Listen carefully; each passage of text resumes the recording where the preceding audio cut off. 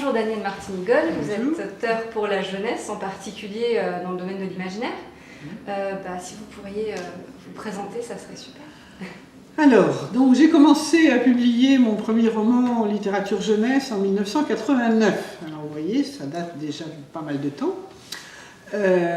C'est un roman qui s'étudie encore dans les classes, qui s'appelle L'Or Bleu, qui a encore son public, qui trouve toujours des échos du moment qu'il est question de la raréfaction de l'eau à la surface de la Terre, autrement dit, des problèmes qui sont dramatiquement d'actualité à certains endroits de notre belle planète, même si à d'autres endroits il y a pas mal d'inondations, il y a encore une problématique qui reste à explorer, peut-être là aussi dans un roman jeunesse, ça a été fait je pense d'ailleurs. Et puis je suis devenu écrivain pour la jeunesse parce que j'étais professeur de français dans un collège. J'essayais d'initier mes élèves à la lecture de la science-fiction. J'avais trouvé des romans, il y a des romanciers excellents qui avaient déjà publié des choses tout à fait intéressantes. Christian Grenier avec son roman La Machination, Christian Léourier avec L'Arbre Miroir, enfin c'était les deux premiers que j'avais étudiés avec des classes. Et puis j'ai été nommée en lycée après et j'ai fait venir René Barjavel dans une de mes classes. Et je me suis rendu compte à quel point ça avait un impact extraordinaire que de faire venir un auteur devant des élèves. Et puis, tout ça a travaillé, j'aimais la science-fiction, j'en lisais depuis longtemps. J'étais prof, je voulais en faire lire à mes élèves et je me suis dit, pourquoi pas moi? Après tout, pourquoi ne pas... on n'est jamais mieux servi que par soi-même, dit le vieux proverbe. Donc je me suis dit que j'allais essayer d'en écrire un moi-même. Voilà. Et c'est comme ça que je me suis lancée dans l'écriture de L'Or Bleu. Très bien, merci. Alors, pourquoi écrire pour la jeunesse? Vous y avez J'ai répondu un petit peu. Alors, la deuxième question, qui est un peu la continuité de vos réponses, est-ce que vous vous inscrivez dans une perspective pédagogique quand vous décidez d'écrire pour la jeunesse, comme avec L'Or Bleu, ou je pense aussi aux oubliés de Vulcain? Alors, je ne le fais pas vraiment, intentionnellement. C'est-à-dire que je ne me dis pas, je vais écrire un livre sur les déchets pour... Non, ça ne se passe pas comme ça. Il y a toujours un détonateur qui est d'une expérience que je vis. Quelque chose que je vois, qui me plaît ou qui me déplaît. Enfin, je dis souvent que mes livres naissent de colère, souvent. Alors, Les Oubliés de Vulcain, puisque vous y faisiez allusion, c'est un roman qui est né d'un projet pédagogique, mais tout à fait autre. Dans le cadre du département de l'Essonne où j'enseignais, il y avait un projet pédagogique sur les déchets. Et en fait, j'ai travaillé avec mes classes. Alors bon, l'anecdote mérite peut-être d'être racontée. Je suis arrivée devant mes classes en disant « nous allons travailler sur les déchets ». Alors c'est vrai qu'un prof de français qui dit « on va travailler sur les déchets », les élèves étaient un peu surpris.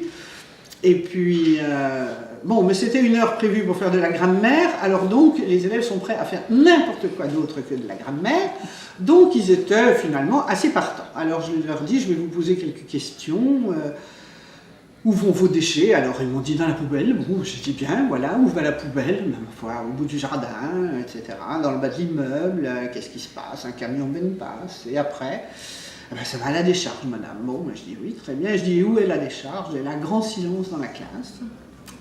Alors, il faut remettre ça dans l'époque. On était donc en 1993.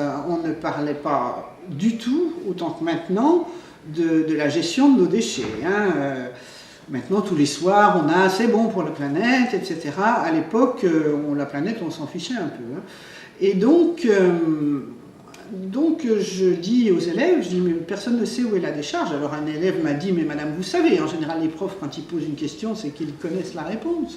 Et j'ai dit non, je ne sais absolument pas où est la décharge. Et il se trouve qu'une des élèves a levé le doigt et a dit, moi je sais, parce que mon père est le directeur de la décharge. Alors donc on s'est tous retournés vers elle très surpris. Il y a un de ses camarades qui lui a dit, tu habites à la décharge? Elle a dit, non, je n'habite pas à la décharge. Et moi j'ai tout de suite dit, est-ce que ça se visite? Et alors là, toute la classe s'est dit, pourvu qu'elle dise non, mais non, elle a dit oui.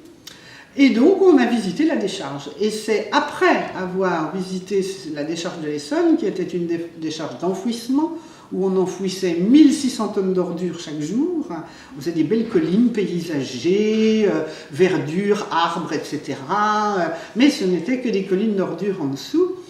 C'est là qu'au retour, un de mes élèves m'a dit « Madame, si ça continue, on va transformer la Terre en planète poubelle ». Et là, ça a fait tilt. Je dis « C'est une idée géniale ». Et là, généreusement, il m'a dit « Je vous la donne ». Voilà, donc je dis toujours, les oubliés de Vulcain sont nés d'une sortie scolaire un peu particulière, parce qu'il n'y a quand même pas beaucoup de profs qui osent dire franchement qu'ils ont emmené leurs élèves à la décharge, mais moi je l'ai fait, et ça a donné naissance aux oubliés de Vulcain. Voilà, donc a posteriori, effectivement, l'expérience pédagogique est là, c'est-à-dire que au moment où j'écrivais le livre, j'étais dans mon histoire, j'étais plutôt là en tant qu'auteur de science-fiction ayant envie de faire réfléchir des lecteurs, etc. Mais quand je vois tous les aboutissements pédagogiques qui ont été faits autour de ce roman, c'est formidable. Enfin, j'ai des souvenirs d'intervention dans des écoles qui sont extrêmement précieux. Je suis arrivée un jour dans un collège, on m'a fait entrer, alors que tous les élèves étaient... Il n'y avait personne, j'avais l'impression de rentrer dans un collège désert. Et puis on m'a fait prendre un grand escalier, et 2 élèves m'accompagnaient, m'ont dit « Faites attention, c'est dangereux et tout, on est dans un collège dangereux. » Je me suis dit « Qu'est-ce qui se passe ?» Tout était bien organisé, il y avait juste la concierge qui était au courant. Et du haut de l'escalier, on dégringolait d'un seul coup d'énormes cartons vides. Faites attention, c'est des contes et tout. Donc les gamins avaient remis en scène le roman avec les containers qui tombaient dans l'escalier, etc. Je suis rentrée au CDI, il y avait des petits volcans reconstitués en papier mâché, avec des bâtons d'encens qui faisaient une jolie petite fumée. D'ailleurs, c'était superbement bien parfumé du coup. Et c'était très très impressionnant et très touchant de voir à quel point des enfants et leurs enseignants s'étaient investis dans un projet pédagogique comme ça. Alors voilà, c'est ça, c'est peut-être une chose que la science-fiction nous permet d'obtenir aussi, parce qu'au départ, les enfants lisent le livre parce que, d'abord, ça change un peu. Hein. Souvent, quand le professeur dit on va lire un roman de science-fiction, d'un seul coup, ah oui, bon, bah tiens, ça risque... Alors, il y a toujours ceux qui vont un petit peu dire... Ah, les filles, souvent, disent « Oh, la science-fiction », parce qu'elles n'ont comme a priori vraiment que les feuilletons ou certains films. Il faut reconnaître que quand on regarde quand même les films de science-fiction au grand public, à 99% c'est des extraterrestres particulièrement laids qui viennent bouffer tout le monde. Alors donc on peut comprendre que des jeunes filles en pleine période d'adolescence aient envie de rêver peut-être à autre chose. Mais les garçons, eux, par contre, ça les tente bien. Alors, bon, l'a priori peut être négatif, mais la plupart du temps, il est quand même positif. Et après, le travail passe par un aspect plus ludique. Alors, on réfléchit sur les déchets, mais on réfléchit sur les déchets différemment, parce qu'on a lu ce livre où le héros avait un petit peu des capacités supérieures dans son corps, où il était accompagné par ce petit animal chimère qu'est le Chara. Et moi, ce qui m'étonne toujours autour des Oubliés de Vulcain, c'est que c'est un roman qui va pratiquement du CM1 jusque presque au lycée, quoi. Parce que j'ai fait des interventions dans des classes avec des tout-petits, et je me disais, mon Dieu, mais c'est pas possible, comment un instituteur a pu... Et ça marchait très bien, parce que quand on aime bien quelque chose, on l'enseigne bien. Et des instituts qui sont vraiment partants pour travailler sur le roman font passer des choses qui sont très très intéressantes au niveau des enfants, justement, avec le Chara, etc. En plus, il y a aussi ce garçon un peu différent. Et au collège, on va avoir beaucoup plus d'activités pédagogiques sur les déchets, sur la pollution, etc. Et là, on a un travail plus de fond, de réflexion, mais le roman plaît autant sur un créneau d'âge aussi large. Voilà, je vais peut-être dévier de la question. Non, on était dans le pédagogique. Hein. Merci. Je vais rebondir aussi sur une autre publication que j'ai vue sur la table quand vous dédicaciez, celui qui est aux éditions Flammarion. Pourriez-vous en parler, parce que personnellement je le connais pas et je me dis que c'est un des moins connus que vous ayez fait. Alors c'est de la fantaisie, ça, c'est différent évidemment. Et puis en plus j'étais pas toute seule sur le projet Lumina, parce que j'ai écrit les 12 volumes de Lumina en collaboration avec Alain Grousset et Paco Porter. Alors Alain Grousset, c'est mon co-auteur attitré, si j'ose dire. On a fait quand même plus de 25 romans ensemble. On s'entend très bien, on est amis depuis plus de 20 ans. Les enfants sont toujours persuadés quand ils nous voient qu'on est un couple dans la vie. Alors on précise tout de suite que non. C'est vrai qu'il y a beaucoup d'auteurs qui sont aussi des couples dans la vie, mais nous, c'est pas notre cas. Et que justement, cette amitié qui nous lie nous permet peut-être aussi d'avoir une production qui peut être très diversifiée. Vous parlez de Lumina, là, mais on a publié Sens Interdit, par exemple, aux éditions Flammarion en Uchronie. Là, c'est pour plus grand. Lumina, c'est toujours chez Flammarion, d'ailleurs. C'était pour des plus jeunes. Alors Lumina, donc, c'est venu... Alors là, c'est pareil, il y a une histoire très rigolote. On nous a demandé d'essayer de réfléchir à un nouveau concept de livre. Alors donc, on a dit, vous savez, un livre, c'est quand même à peu près toujours pareil. Hein, c'est du papier. Bon. Alors, non, mais il nous faudrait quelque chose qui sorte de l'ordinaire, etc. Alors, on a eu l'idée d'écrire une histoire où la princesse aurait un pouvoir avec la lumière. Et on s'était dit que sur la couverture ou à l'intérieur du livre, sur une page quelconque, il pourrait y avoir une phrase inscrite avec une encre très particulière qui ne se révélerait que si on éteignait après avoir mis la page ou la couverture à la lumière. Le principe des petites étoiles qu'on voit au plafond des chambres d'enfants. Et donc, alors là, j'ai été absolument enthousiaste chez Flammarion, en disant « mais c'est excellent, c'est exactement ce qu'on attendait ».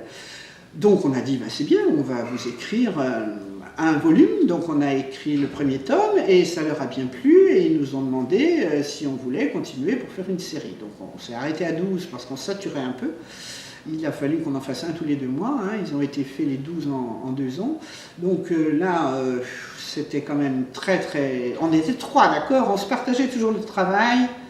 Un auteur faisait les 4 premiers chapitres, l'autre faisait les 4 chapitres suivants et le dernier faisait les 6 derniers. Et en général, c'était moi, hein, comme par hasard, parce que j'unifiais un petit peu l'ensemble et je terminais avec le raid, bien sûr. Hein, ça a toujours été, on a toujours travaillé tous les 3 sur chaque volume. Mais bon voilà, Lumina, ça sort un petit peu de l'ordinaire par rapport à ce qu'on a fait, Alain et moi. Et bon, alors ça s'est bien vendu, mais le problème de 12 volumes comme ça, c'est que quand on arrive au 8e, 9e, 10e tome, on n'a jamais les premiers en librairie. Alors c'était pourtant des aventures qui pouvaient se lire toutes séparément les unes des autres. Mais il y a eu une érosion des ventes qui a fait que les derniers volumes n'ayant pas du tout eu autant de succès que les premiers. Alors ça, on pourrait parler pendant des heures des séries jeunesse. Hein. Il y a le meilleur et le pire à dire là-dessus, parce que ça peut être formidable, comme ça peut être une vraie peau de banane. Alors, voilà, ça s'est arrêté assez vite pour les derniers tomes. Et puis, le premier, par contre, Le Royaume Maudit, continuait à se vendre très bien. Alors donc, ma foi, celui-là, un jour, a fait que l'éditeur nous a dit « mais si on ressortait les 12 en 3 volumes de 4, ça nous permettrait d'avoir un second souffle ». Alors bon, on a retravaillé sur les 4 premiers pour qu'ils sortent dans un seul tome, et puis bon, contingence commerciale, couverture peut-être pas très réussie, etc. Ça ne s'est pas vendu. Alors, ils sont repartis sur l'idée qu'ils allaient ressortir les 12 tomes. Enfin, Lumina est certainement mon personnage le plus patineur, vous savez. Alors donc on est reparti sur le premier tome avec une superbe couverture de Cali Rezzo qui est absolument magnifique. Enfin, notre princesse est belle. Hein, c'était pas le cas sur les autres couvertures. Si, j'accorde le crédit à Julien Delval qui avait fait de fort jolies illustrations sur les derniers tomes. Et voilà, on est reparti sur le premier tome et les ventes n'ont apparemment pas autant satisfait Flammarion qu'il le voulait. Enfin, il faut reconnaître que ça patinait depuis tellement longtemps qu'on ne peut pas non plus accuser les documentalistes et les profs et même nos jeunes lecteurs de dire « Ah, encore une fois, Lumina, encore une fois, on repart à zéro ». C'est quelque part logique que ça ne soit pas bien vendu, quoi. Mais bon, alors ça a été ma seule expérience en fantasy, jusqu'à ce que je m'y remette l'année dernière pour ce qui va paraître bientôt, mais je ne sais pas, on en parlera peut-être après. Ou... Bah écoutez, c'était la future question. Ah bon, ça alors, alors on y va. Donc j'ai un roman qui va sortir au mois de février dans la collection du Maèdre à la Talente. Un roman qui est que j'ai voulu, alors je ne sais pas si cette étiquette-là lui sera donnée par les gens qui le liront, ou je ne sais pas, mais enfin bon. Moi j'ai voulu faire de la science fantasy, c'est-à-dire que j'ai voulu changer un petit peu, je voulais pas changer de genre parce que je resterai toujours une fan inconditionnelle de science-fiction, mais j'ai voulu essayer de faire quelque chose d'un petit peu différent. Alors c'est un roman qui s'intitule Cantoria, et qui présente un monde où toute l'énergie est produite par la voix de chanteurs. Voilà, rien que déjà ça, quand on le dit... postulat est sympa. Donc, alors, c'est une planète qui s'appelle donc Cantoria, c'est le nom de la planète, sur laquelle il n'y a pas de possibilité énergétique autrement que la voix. Donc, pour donner une idée, dès le début du roman, il est question d'une électrocentrale de chant, c'est-à-dire que les chanteurs très jeunes chantent, enfin, mais c'est pas des chansons, c'est carrément une note, c'est la puissance de la voix qui est devant des tubes résonateurs, on chante devant des tubes résonateurs, et ces tubes résonateurs produisent donc de la chaleur, qui font fonctionner des turbines, et c'est là qu'on a donc l'électricité au bout du champ, c'est le cas de le dire, au bout du tube. Et donc, alors, les scientifiques me diront que ça ne tient pas debout, mais ça, je suis tout à fait d'accord. Je le sais depuis le jour où j'ai eu l'idée de créer ce roman, je sais que ça ne tient pas debout. Quoique, ce que j'évoque quand même s'appelle, d'une part, la thermoacoustique, et ensuite la thermodynamique. Donc, il y a quand même des termes scientifiques qui vont avec. Mais bon, j'ai poussé l'idée jusqu'au bout, à savoir que les vaisseaux spatiaux sont propulsés par le même système. Alors on les appelle les vaisseaux orgues, et les chanteurs qui chantent devant les tubes résonateurs d'un vaisseau orgue propulsent donc le vaisseau par ce moyen-là. Alors donc là, il me fallait quand même, et ça je remercie Jean-Claude Dugnac, c'est lui qui m'a dit: tu sais quand même que pour que ça flambe quelque part, il faut qu'il y ait quelque chose qui flambe. Alors je lui ai dit oui. Alors donc il m'a dit, il faudrait qu'il y ait quelque chose qui collecte. Donc c'est pour ça que ces vaisseaux orgues ont une gigantesque corolle à l'avant qui collecte des particules dans l'espace qui sont donc enflammées. Enfin, j'ai appelé ça le gaz parfait. On n'est pas chez nous, hein, alors on peut imaginer qu'il y a du gaz différent peut-être dans cet univers-là. Donc le gaz parfait est enflammé par la voix des chanteurs, voilà. Enfin par l'énergie produite par la voix des chanteurs. Alors évidemment, eh bien, il y a un héros et une héroïne. Donc le héros s'appelle Art, il a 16 ans, il a une voix absolument extraordinaire, mais justement tout le monde le rejette peut-être un peu pour ça, parce que tout le monde, les voix sont très monocordes, puissantes, et c'est tout. Et les seules personnes qui ont de très belles voix sont les enfants des nobles, parce qu'on est dans une société de style féodal avec des princes et des princesses. Et donc les enfants des nobles sont soumis à des opérations très particulières qui modifient leur corde vocale de façon à ce qu'ils aient une voix céleste, on pourrait dire, pour chanter les louanges de la déesse astrale. Et donc la jeune princesse Kena, tous les noms du roman sauf Art, mais il est surnommé l'artiste quand même, mais tous les noms du roman, noms propres, enfin toute l'onomastique du roman, ce ne sont que des termes ayant trait à la musique. Alors ça m'a fait une belle prise de tête, hein, soit dit au passage, mais c'est ce genre de prise de tête là que j'aime quand j'écris un roman. Et donc voilà, Kena va partir comme chanteuse de vaisseau orgue, et puis Art voit partir celle qu'il aime, alors donc voilà, il va se passer plein de choses avec tout ça. C'est super intéressant. Et une question, comment vous avez eu l'idée de créer un système avec l'énergie basée sur les voix, parce qu'il fallait y penser quand même? Alors, je suis fille de pianiste. Ma mère était musicienne. J'ai passé ma vie d'enfant et ma vie d'adolescente et même de jeune fille, parce que je suis restée vivre assez tard chez mes parents, dans la musique. Et ma mère chantait extrêmement bien. Elle aurait pu être chanteuse. Elle a choisi de rester interprète et professeure de piano d'ailleurs. Elle était professeure de piano. Mais elle s'accompagnait elle-même et elle chantait extrêmement bien. Tout le monde s'accordait à dire qu'elle avait la même voix que la chanteuse Mado Robin qui chantait une soprano, etc. Et mon père chantait bien aussi.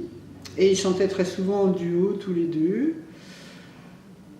Mais la voix de maman, l'énergie que maman mettait dans son travail au piano, parce que quand on entend un concertiste en salle de concert, etc., ou dans le cadre d'un orchestre, etc., on ne voit que la toute petite partie émergée de l'iceberg. L'iceberg en dessous, c'est 6 heures par jour de gamme. C'est des exercices à n'en plus finir depuis l'âge de 9 ans jusqu'à l'âge adulte pour délier les doigts. Et ma grand-mère un jour me parlait de l'enfance de maman qui a commencé à vraiment... Elle a réclamé un piano aussitôt quasiment qu'elle a su parler. Et elle a eu son premier piano à l'âge de 9 ans. Et à 14 ans, elle avait déjà des élèves, ça donne une idée. Donc elle passait des heures et des heures et des heures, elle était premier prix de perfectionnement du conservatoire de Dijon, à travailler. Et ma grand-mère me dit, tu sais, ma chérie, pour être la mère d'une pianiste, il faut avoir beaucoup de patience. Et je me souviens avoir dit à ma grand-mère, et pour être la fille aussi, parce que c'est vrai que ça demandait une telle énergie, et puis aussi tellement de soins, d'attention de tout son entourage. Et ces artistes, de toute façon, il faut s'ils ne sont pas aidés par quelqu'un autour d'eux, tout seul, c'est pas possible. Alors donc voilà, cette énergie-là, j'avais envie de